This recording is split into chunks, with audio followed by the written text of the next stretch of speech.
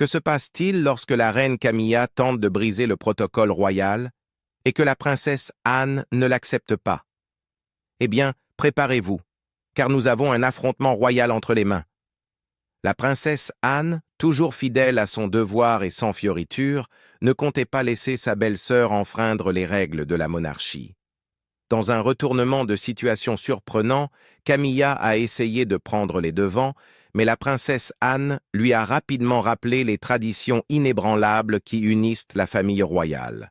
Comment cela s'est-il déroulé? Disons simplement que cela a touché directement le cœur du protocole royal, et la princesse Anne a pris les choses en main pour s'assurer que les règles restent respectées. Avant de plonger dans cette histoire dramatique, n'oubliez pas de liker cette vidéo et de vous abonner pour plus de contenu royal exclusif. Vous ne voulez pas manquer ça. Le 20 novembre 2024, un moment remarquable et dramatique s'est déroulé dans les prestigieuses salles de l'Université de Londres, où la princesse Anne et la reine Camilla se sont retrouvées pour un engagement commun, rare et puissant. La princesse royale, âgée de 74 ans et vêtue de son élégance habituelle, était là pour remettre à la reine, âgée de 77 ans, un doctorat honorifique en littérature. Une reconnaissance bien méritée pour le dévouement de Camilla tout au long de sa vie à promouvoir la lecture et la littérature. Mais ce qui s'est passé ensuite ne se limitait pas à une simple remise de diplôme. C'était un spectacle saisissant de protocole royal et des subtils rapports de pouvoir au sein de la monarchie. À leur arrivée à l'université, un geste de déférence s'est produit qui passerait inaperçu pour la plupart, mais pour ceux attentifs aux subtilités de la vie royale, il était impossible à ignorer. La reine Camilla, toujours élégante, invita la princesse Anne à entrer dans la pièce avant elle, mais dans un moment qui résume parfaitement l'adhésion inébranlable de la princesse Anne au protocole royal, elle sourit poliment et refusa. Elle connaissait la règle tacite. Camilla, en tant que reine, avait priorité. Avec dignité, Anne s'écarta et laissa Camilla entrer en premier. Cet acte, apparemment simple, était une déclaration profonde de l'ordre royal, une règle qu'Anne, fidèle étudiante de la tradition, suivait à la lettre. Bien que née dans la famille royale, fille de la reine Élisabeth II et du prince Philippe, Anne respectait la hiérarchie qui régit tous les événements royaux. Camilla, bien que sa belle-sœur, était désormais la reine, et cela signifiait qu'elle avait un rang supérieur à celui d'Anne. Dans ce moment subtil mais puissant, l'ordre de priorité a pris le devant de la scène, rappelant au monde les règles invisibles qui unissent la monarchie. Comme l'a expliqué Anne dans le documentaire de la BBC Charles III, The Coronation, en 2023, elle a révélé sa profonde compréhension du rôle de Camilla. « Je la connais depuis longtemps, de façon intermittente », a déclaré Anne, reconnaissant la complexité de leur relation. Sa compréhension de son rôle et de l'impact que cela a sur le roi a été absolument remarquable. Même dans ce rare moment de reconnaissance partagée, Anne respectait la couronne qui appartenait désormais à sa belle-sœur, reconnaissant les défis et les responsabilités qui y étaient associés. Cependant, quelques jours après cet engagement très médiatisé, la reine Camilla se retrouva confrontée à un contretemps qui rappela à tout le monde la fragilité à laquelle même les royaux les plus dignes doivent faire face. Le 22 novembre, elle fut contrainte d'annuler une apparition très attendue à la Royal Variety Performance. Quelques heures avant qu'elle ne doive y assister aux côtés du roi Charles, le palais publia un communiqué qui secoua les observateurs royaux. Camilla s'était retirée en raison d'une infection thoracique persistante. Le programme exigeant de la famille royale avait pris son tollé et les médecins conseillèrent à Camilla de se reposer après une série d'engagements épuisants. C'était un rappel de la réalité. Même une reine doit répondre à sa propre santé. Malgré son absence, le roi Charles se rendit à l'événement comme prévu, incarnant la résilience et le devoir attendu de lui. Cependant, alors que Camilla se reposait, les mots d'Anne résonnaient. Ce rôle n'est pas quelque chose pour lequel elle serait naturellement faite, mais elle le fait vraiment bien. et elle apporte ce changement de rythme et de ton. Le respect d'Anne pour l'évolution de sa belle-sœur en tant que reine était évident. Même si le monde s'était un jour demandé si Camilla pouvait endosser ce rôle, elle le faisait maintenant avec une force remarquable. Le doctorat honorifique que Camilla a reçu ce jour-là n'était pas seulement un papier, c'était un témoignage des années de travail acharné, de dévouement et de passion qui ont marqué son mandat en tant qu'épouse du roi Charles. L'engagement de Camilla pour plus de 100 œuvres caritatives, son plaidoyer infatigable pour la lecture et son engagement en faveur de l'éducation étaient les qualités mêmes qui lui avaient valu cet honneur. Dans un moment puissant, avant que la princesse Anne ne lui remette son diplôme honorifique, Sir Mark Lowcock monta sur scène pour rendre hommage à l'extraordinaire travail de Camilla.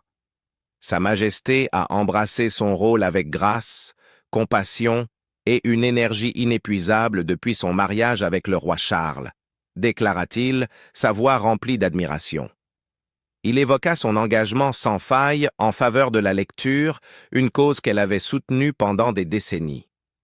Son engagement pour la promotion de la lecture et de la littérature se distingue comme un témoignage de sa passion personnelle et de sa croyance en le pouvoir transformateur des livres, annonça Sir Mark. Ce n'était pas un simple honneur, c'était la reconnaissance de la mission personnelle de Camilla. Une mission alimentée par un amour de la lecture et une profonde croyance en le pouvoir des mots pour changer des vies. Le travail de Sa Majesté a touché d'innombrables vies et continuera d'inspirer les générations futures de lecteurs et d'écrivains, conclut-il, ces mots rendant hommage à une reine qui avait discrètement redéfini la monarchie. Lorsque la princesse Anne remit à Camilla son doctorat honorifique, ce moment fut bien plus qu'un simple échange cérémonial. Il s'agissait d'un moment dramatique, décisif de leur relation. Un instant où respect, protocole et engagement commun envers le service se sont réunis dans une démonstration puissante. Ce fut un rappel que, même dans le monde rare et privilégié de la royauté, ce sont le devoir, la grâce et la loyauté qui maintiennent tout ensemble. Ce n'était pas seulement un engagement royal, c'était un rappel frappant des responsabilités et des complexités qui accompagnent la vie au sein de la famille la plus célèbre du monde. La famille royale a toujours été un point focal de fascination, leur vie minutieusement observée sous le microscope du regard du public. Chaque geste, chaque mot, semble captiver des millions de personnes à travers le monde. Et bien qu'ils consacrent une énorme quantité d'énergie à maintenir leur image publique impeccable, la réalité est que derrière leur façade impeccable se cache un monde plein de drames et de tensions. Une des dynamiques les plus fascinantes et complexes dans ce monde concerne la princesse Anne, la seule fille de la reine Élisabeth II, et la reine Camilla, la seconde épouse du roi Charles III. Bien que beaucoup connaissent le fait que Camilla a épousé Charles en 2005, peu réalisent que sa relation avec Anne remonte bien avant cela. En fait, leurs chemins se sont croisés bien avant que Camilla devienne la reine consort. Alors, comment ces deux femmes, toutes deux figures extrêmement influentes au sein de la famille royale, se sont-elles rencontrées pour la première fois? Quelle était la nature de leur vie de jeunes femmes? Et comment leur relation a-t-elle évolué au fil du temps? Pour comprendre cela, il faut remonter aux années 1960, une époque où Camilla était déjà plongée dans le monde de la haute société. Elle n'était pas qu'une aristocrate ordinaire, c'était une débutante londonienne, profondément impliquée dans le monde social qui était le cœur de l'élite de la ville. Les matchs de polo, les fêtes extravagantes, les événements de haut niveau, c'était le monde de Camilla, un monde où la famille royale jouait un rôle majeur. Lors de ces événements, Camilla côtoyait souvent les membres de la famille royale, et il ne fallut pas longtemps avant qu'elle croise Charles, qui n'était alors que l'héritier présomptif. Leur première rencontre eut lieu en 1970. Mais ce n'était pas une simple introduction. En fait, c'était la princesse Anne, alors en relation avec Andrew Parker Bowles, qui joua un rôle déterminant pour rapprocher Camilla et Charles. Cela pourrait ressembler au début d'un conte de fées, mais la réalité était loin d'être parfaite.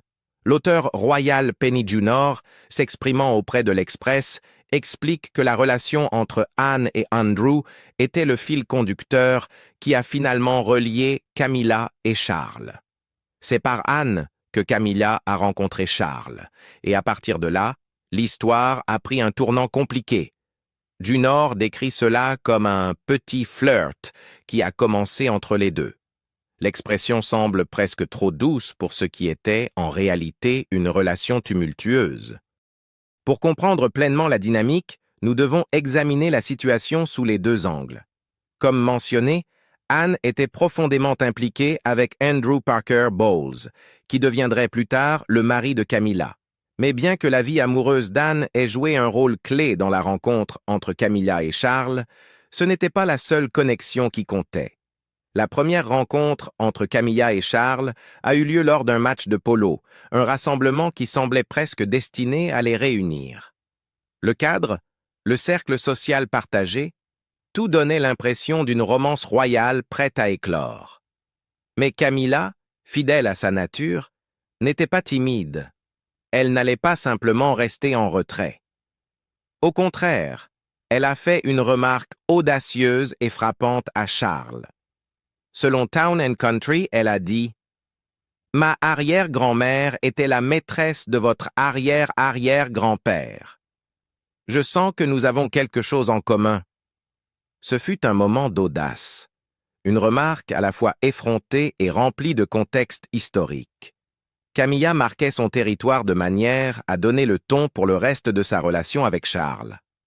Elle ne se contenterait pas d'être juste un visage dans la foule. Cependant, malgré cette connexion initiale, le timing n'était pas idéal. Anne, toujours en couple avec Andrew, se retrouvait au cœur de ce drame naissant. Peu après leur rencontre, Charles partit pour son service dans la Royal Navy, le rendant absent pendant un certain temps. Lorsqu'il revint, cependant, le paysage avait changé. Camilla était fiancée à Andrew Parker Bowles, ce qui, pour le dire simplement, laissait Charles et Anne se sentir quelque peu rejetés. Ce n'était pas seulement que Camilla s'était éloignée de Charles, c'était que la situation entière était un enchevêtrement de connexions royales, de relations et de timing. Lorsque la reine Camilla et le roi Charles III se sont mariés en 2005, ce n'était pas simplement l'union de deux personnes, c'était un moment qui a envoyé des ondes de choc à travers la famille royale. La réaction au mariage n'était pas exactement ce à quoi on pourrait s'attendre d'une famille qui prospère sur la tradition et les apparitions publiques. En fait, il a été largement rapporté que la princesse Anne, la seule fille de la reine Élisabeth II, n'a pas exactement déployé le tapis rouge pour sa nouvelle belle-mère. Sa réaction envers Camilla a été remarquablement froide, et ce n'était pas uniquement elle. En fait, il y avait pas mal de membres de la famille royale qui n'étaient pas du tout enthousiastes à propos des noces, la reine elle-même ayant choisi de ne pas assister à la cérémonie. Le manque de chaleur était palpable, et cela n'a pas échappé à l'experte en langage corporel Judy James. En analysant les photos post-mariage, James a déclaré à l'Express que les membres de la famille royale présents, y compris Anne, n'étaient en rien joyeux. Après la cérémonie, lorsque la famille royale posait pour des photos, la reine Élisabeth et le prince Philippe se sont délibérément éloignés des jeunes mariés sur les marches, presque comme s'ils cherchaient activement à éviter toute photo de famille joyeuse. James a souligné que la posture d'Anne en particulier semblait plutôt froide, comme si elle cherchait délibérément à garder ses distances avec le couple. L'incapacité de la princesse à sembler même vaguement enthousiaste n'est pas passée inaperçue. C'était loin de l'unité et de l'affection qu'on pourrait attendre d'un événement aussi important. Cette froide réception de la part de la princesse Anne n'était pas exactement hors de son caractère. En fait, le comportement distant d'Anne avait été observé auparavant, surtout en ce qui concerne sa relation avec la princesse Diana. News a rapporté qu'Anne n'était pas particulièrement amie avec Diana, trouvant souvent sa relation avec les médias irritante. La capacité de Diana à charmer le public, ainsi que l'attention médiatique constante, semblait agacer Anne. Anne, qui a toujours été une fervente croyante des valeurs traditionnelles de la monarchie et du devoir royal, ne semblait pas comprendre ni apprécier l'approche moderne de Diana. Il n'est donc pas surprenant que le comportement d'Anne envers Camilla, sa nouvelle belle-mère, ait été également distant. Après tout, les deux femmes avaient bien plus en commun que leurs titres royaux. Elles partageaient toutes deux une histoire compliquée avec le même homme, le roi Charles III.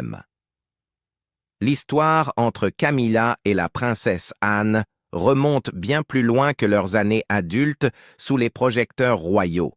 Et tout cela tourne autour d'un homme, Andrew Parker Bowles. Andrew, qui deviendrait plus tard le mari de Camilla, avait une connexion amoureuse avec Anne dans les années 1970. Les deux étaient apparemment assez attirés l'un par l'autre, et leur relation semblait avoir du potentiel. Mais comme cela arrive souvent dans la famille royale, leur liaison a rencontré un obstacle insurmontable. Andrew était catholique, et en tant que membre de l'Église d'Angleterre, Anne était interdite de l'épouser. Cette contrainte royale, dictée par la tradition, signifiait qu'Anne ne pouvait pas épouser Andrew, peu importe à quel point leurs sentiments pouvaient être forts. Cependant, cela ne signifiait pas que la relation entre Anne et Andrew s'est simplement éteinte. Les deux sont restés proches, et Andrew a finalement rencontré Camilla, et le reste, comme on dit, appartient à l'histoire. La relation d'Andrew et Camilla a évolué rapidement. Et dès 1973, ils se sont mariés lors d'une cérémonie à la Guards Chapel avec une réception au palais de St. James. Le mariage fut un événement significatif auquel assistèrent de nombreux membres de la famille royale, y compris la princesse Anne. La rapidité avec laquelle la relation d'Andrew et Camilla a évolué, surtout après la propre relation romantique d'Anne et Andrew, a fait lever des sourcils et a sans doute provoqué quelques tensions. Il est difficile d'imaginer qu'Anne, qui avait été profondément impliquée avec Andrew, n'ait pas ressenti un pincement de jalousie en voyant son ancien amour épouser une autre femme, surtout étant donné à quel point leur cour est arrivé rapidement après la sienne. La réponse de la princesse Anne à cela fut complexe.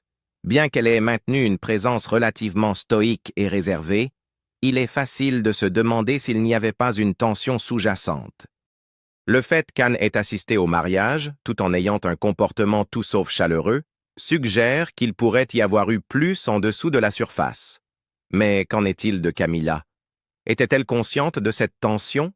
Selon l'auteur royal Penny Junor, Camilla était bien consciente de la froideur d'Anne, et par conséquent, se sentait intimidée par son attitude glaciale.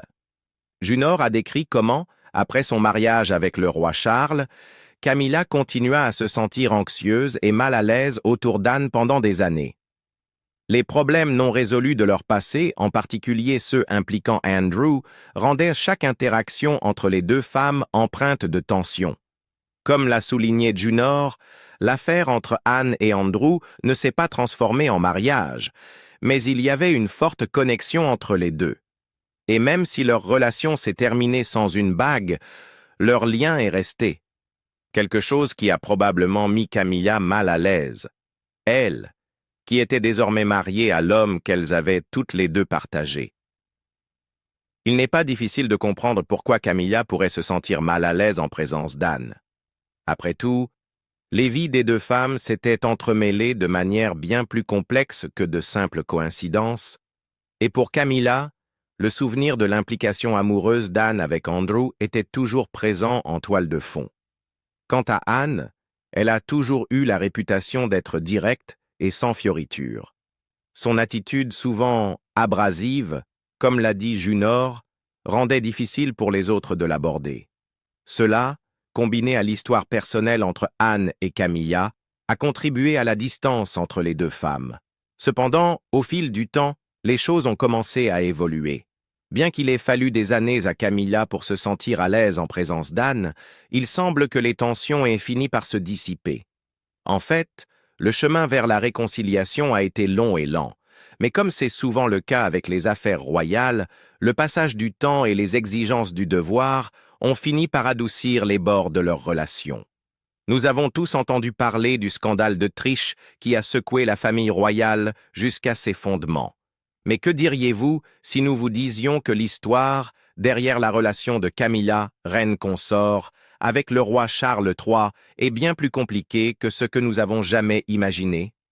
Selon la biographe royale de renom Penny Junor, la quête de Camilla pour Charles pourrait avoir été, en partie, motivée par la princesse Anne.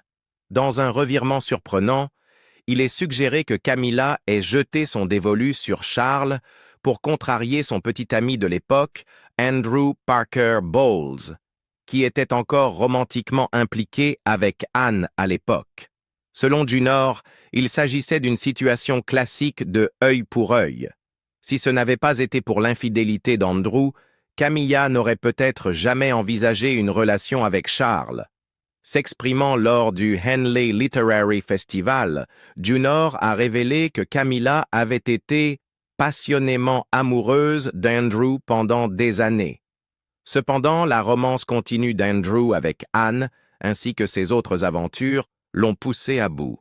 Comme l'a rapporté le Daily Mail, Camilla aurait surpris Andrew en train de la tromper, ce qui a provoqué une réaction dramatique. Dans un accès de frustration, elle aurait crevé ses pneus et laissé un message en rouge à lèvres sur sa voiture. Cet acte de défi a marqué un tournant pour Camilla. Elle aurait ensuite tourné son attention vers Charles, motivée par le désir de donner une leçon à Andrew. Selon Junor, lorsque Camilla a rencontré Charles, elle s'est dit à elle-même « Andrew est avec la princesse Anne. Tu connais son frère. Donne une leçon à Andrew. » Ainsi, Camilla a eu une aventure avec Charles. Et comme l'histoire le montre, cette aventure a finalement donné naissance à quelque chose de bien plus grand. Voilà un retournement de situation dramatique. Mais malgré les feux d'artifice qui ont marqué le début de la relation de Camilla et Charles, le drame ne s'est pas arrêté là. En fait, la princesse Anne et Andrew Parker Bowles sont restés proches tout au long de cette agitation. Comme l'a noté Harper's Bazaar, Andrew est le parrain de la fille d'Anne, Zara Phillips. Et pour compliquer les choses encore davantage, le roi Charles III est le parrain de Tom Parker Bowles, le fils d'Andrew et Camilla. Laissez cela s'imprégner un instant. C'est un véritable réseau de dynamiques familiales entrelacées et de connexions profondément enracinées. Alors, qu'est-ce qui fait qu'Andrew Parker Bowles reste si impliqué dans les vies d'Anne et Camilla?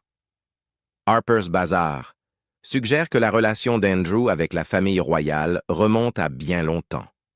Il fait partie de leur cercle proche depuis des années, grâce à l'amitié étroite de son père avec la reine-mère. En fait, Andrew a même servi de page lors du couronnement de la reine Élisabeth en 1953. Cette histoire profondément enracinée rend la relation entre Anne et Camilla encore plus compliquée, avec des années d'expérience partagée, des ex-partenaires et des loyautés entrelacées qui entrent en jeu. Avançons jusqu'à aujourd'hui, et la famille royale traverse des changements importants. Depuis qu'ils ont renoncé à leurs fonctions royales, le prince Harry et Meghan Markle ont captivé l'attention du public, ce qui a conduit à des spéculations sur la manière dont le roi Charles III prévoit de redéfinir la famille royale. Avec Harry et Meghan désormais à l'écart, des questions croissantes se posent sur les rôles des autres membres, y compris la princesse Anne. En 2021, une source royale a révélé à New Idea qu'Anne avait commencé à se sentir frustrée par la montée en puissance de Camilla et Charles. Anne a toujours trouvé Camilla opportuniste, a déclaré la source. Et avec les rôles élargis de Camilla et du prince Charles en 2021, elle commence vraiment à jouer de son poids. La source a ajouté qu'Anne estimait qu'elle n'a que rarement des moments en tête-à-tête avec son frère pour discuter de ses pensées et préoccupations. Il semblait que la frustration d'Anne atteignait son point de rupture. Pour ajouter à la tension, il a été rapporté que Camilla avait demandé à Anne de se débarrasser de toute rancune persistante à son égard, mais Anne semblait apparemment réticente à le faire. La princesse tenait encore à de vieux ressentiments, laissant entendre que la relation entre les deux femmes restait compliquée. Bien que la famille royale soit toujours connue pour ses apparitions publiques et son image d'unité, en coulisses, c'est un enchevêtrement beaucoup plus complexe et délicat d'histoires personnelles, de loyauté et de rivalité. Le monde a observé avec anticipation lorsque le roi Charles III et la reine Camilla ont pris le devant de la scène lors du couronnement du 6 mai 2023. Ce fut un jour de grandeur et de tradition, marqué par le même faste et cérémonial auquel la famille royale britannique est habituée. Malgré quelques protestations et murmures de mécontentement, tout semblait se dérouler sans accroc et l'événement historique s'est déroulé sans encombre. Cependant, une figure royale a presque volé la vedette, la princesse Anne. Lorsque Camilla fit son entrée pour le couronnement, elle portait une robe simple et élégante de couleur ivoire, dégageant la sérénité et la dignité qu'on lui connaît. Ses cheveux étaient coiffés d'une manière familière, relevés en un chignon soigné, et elle semblait être l'incarnation de la grâce royale. Au fur et à mesure de la cérémonie, Camilla s'assit aux côtés de son mari, le roi Charles, et après la grande messe, ils se rendirent à l'abbaye de Westminster dans le mythique Gold State Coach, un moment qui semblait être un véritable conte de fées pour le couple. Mais juste au moment où la foule était absorbée par l'éclat de l'occasion, la princesse Anne fit son apparition, et tous les regards se tournèrent vers elle. Connue pour son approche directe et sans fioriture de la vie royale, Anne arriva au couronnement de manière frappante, bien différente de sa belle-sœur. Montant à cheval, elle portait un uniforme complet des forces armées orné de décorations militaires, incarnant la force et la responsabilité qu'elle porte en tant que Gold Stick in Waiting, essentiellement la garde personnelle de son frère. Avec 6000 membres des forces armées marchant derrière elle, Anne fit une entrée remarquée. Tandis qu'elle marchait dans l'allée, les invités royaux déjà installés dans l'abbaye ne pouvaient s'empêcher de remarquer son contraste saisissant avec les figures royales plus traditionnelles et plus douces. Bien que ce fût le jour de Charles et Camilla, l'arrivée de la princesse Anne fut incontestablement l'un des moments les plus mémorables de l'événement. Malgré le drame et la grandeur du couronnement, la relation entre la princesse Anne et Camilla a connu des hauts et des bas au fil des ans. Bien que les choses semblent s'être apaisées entre les deux femmes, des rapports ont émergé que, peu après le couronnement, Anne a confronté Camilla à propos d'une question de titre. Comme le savent les observateurs royaux, la défunte reine Élisabeth II avait exprimé son souhait que Camilla porte le titre de reine consort, un titre que Camilla continue à utiliser même après le décès de la reine Élisabeth. Mais selon l'expert royal David Emmanuel, l'ancien couturier de la princesse Diana, Anne n'était pas entièrement à l'aise avec cela. Emmanuel a raconté une conversation qu'il avait entendue lors du dîner de couronnement où Anne aurait dit à Camilla « Tu n'es pas reine, tu es la reine consort ». Il semble qu'Anne ait eu des problèmes avec l'adoption par Camilla du titre supérieur de reine, étant donné les souhaits de la défunte reine Élisabeth. Emmanuel a noté que de nombreuses personnes au sein du cercle royal étaient contrariées par ce changement de titre. Je comprenais de la part de Sa Majesté la Reine, elle avait dit que Camilla devait être la reine consort. Maintenant, soudainement, elle devient reine, et c'est très difficile parce que beaucoup de gens m'ont dit qu'ils étaient mécontents à ce sujet, a partagé Emmanuel. Lorsque le roi Charles et Camilla se sont mariés, il avait été initialement annoncé que Camilla porterait le titre de princesse consort. Cependant, ce titre a été ultérieurement mis à niveau en reine consort, et maintenant, il semble qu'elle ait adopté simplement le titre de reine. Ce changement de titre, bien que cérémonial, a suscité des émotions parmi certains membres de la famille royale, y compris la princesse Anne. Eh bien, voilà un moment royal à retenir. La princesse Anne nous a montré pourquoi elle est la reine du protocole royal, peu importe ce qui se passe. Si vous avez aimé ce drame en coulisses, assurez-vous de liker, de vous abonner et de cliquer sur la cloche de notification pour ne jamais manquer les dernières nouvelles royales. Merci d'avoir regardé et nous vous verrons dans la prochaine vidéo.